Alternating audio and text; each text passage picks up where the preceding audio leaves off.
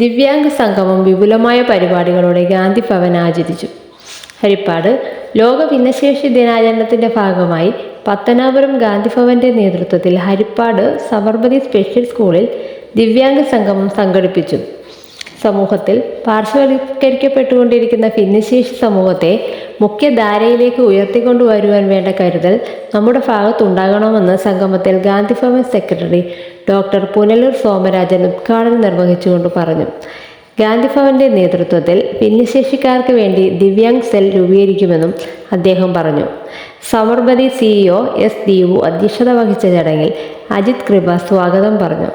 പ്രശസ്ത ചലച്ചിത്ര താരം രശ്മി അനിൽ, ആലപ്പുഴ ജില്ലാ പഞ്ചായത്ത് മെമ്പർ ജോൺ തോമസ് ആദരവുകൾ സമ്മാനിച്ചു.